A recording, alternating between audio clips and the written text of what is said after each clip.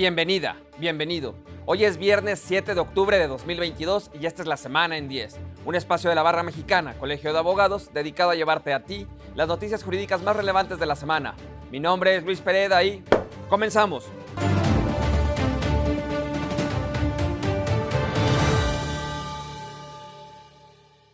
El Congreso de la Unión aprobó extender la permanencia de las Fuerzas Armadas en tareas de seguridad pública de 2024 hasta 2028. La modificación al dictamen en cuestión incluye también mecanismos de evaluación y seguimiento a dicha participación, así como la creación de un fondo de apoyo a las entidades y municipios para fortalecer sus instituciones de seguridad.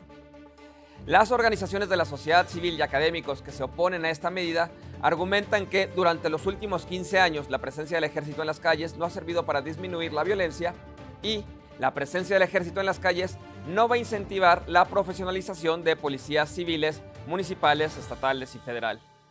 ¿Usted qué opina? ¿Vamos a vivir más seguros o no? La Suprema Corte reconoció la constitucionalidad de las normas estatales de Hidalgo que prohíben que personas que son deudoras o deudores alimentarios morosos ocupen cargos de primer nivel en el gobierno estatal. El Pleno reconoció la validez de dichas normas al considerar, en esencia, que el requisito impugnado persigue una finalidad constitucionalmente válida, pues tiene como propósito la protección transversal del derecho fundamental a recibir alimentos.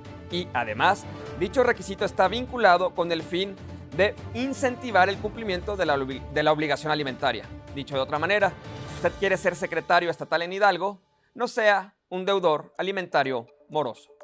El gobierno federal y algunos empresarios firmaron un acuerdo de apertura contra la inflación y la carestía.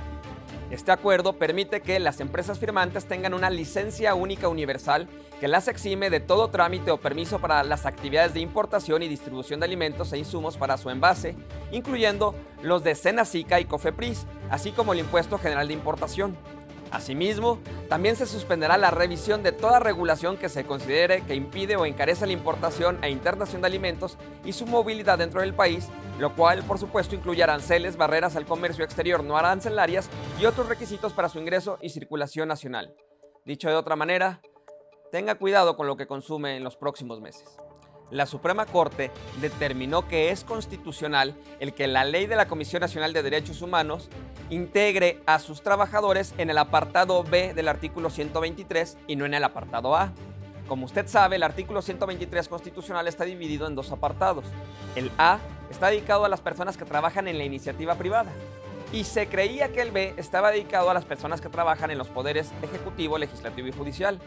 Sin embargo, algunos órganos constitucionales autónomos, como la Comisión Nacional de Derechos Humanos, también incorporan a sus trabajadores en este apartado, el cual, por supuesto, tiene una ley diferente a la Ley Federal del Trabajo y, por lo tanto, tiene ciertas condiciones laborales distintas.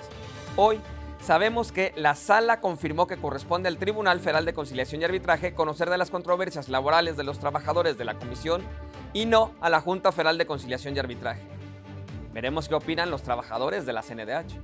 ¿Las restricciones a la libertad del comercio para beneficiar a un grupo vulnerable son constitucionales? La Suprema Corte opina que sí, particularmente en el caso de los prestadores del servicio de estacionamiento público en el Estado de México, quienes tienen la obligación de otorgar gratuidad durante las primeras 4 horas a personas con discapacidad. Esta, sin lugar a dudas, es una restricción a la libertad de comercio, dice la Corte, pero está justificada a fin de garantizar la accesibilidad de las personas con discapacidad y su plena integración social.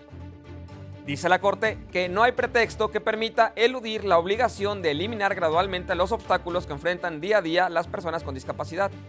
La pregunta es, ¿hay algunos otros grupos vulnerables que también pudieran entrar en estas restricciones al comercio? El Poder Judicial Federal presentó el Manual sobre Desaparición de Personas, el cual busca ser una herramienta que auxilie a las y los impartidores de justicia que conozcan de casos relacionados con este delito y así garantizar los derechos humanos de las víctimas y sus familiares en todas las decisiones judiciales que emitan al respecto. Sin lugar a dudas, una buena decisión del Poder Judicial, aunque sería mucho mejor que se persiguiera ese delito y no haya necesidad de andar haciendo manuales especiales. ¿Usted qué haría con 6,233 millones de pesos? Bueno, esa pregunta la van a tener que responder con transparencia a los partidos políticos porque ese es el monto que el INE les aprobó para 2023.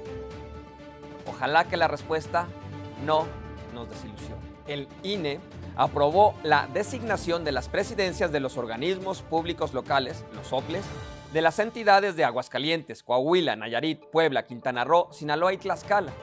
Estos nuevos presidentes de los organismos públicos locales durarán 7 años en el cargo. Ojalá que hagan un buen trabajo y no se dejen comprar. Posiblemente usted coincida en que siempre hacen falta servidores públicos talentosos y capaces en el Poder Judicial Federal.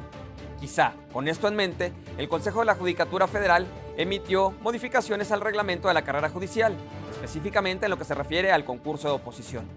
Sin embargo, uno de los cambios es la eliminación del acceso exclusivo de las personas vencedoras a los concursos, dejándolas como opcionales. Veremos si este cambio ayuda o no.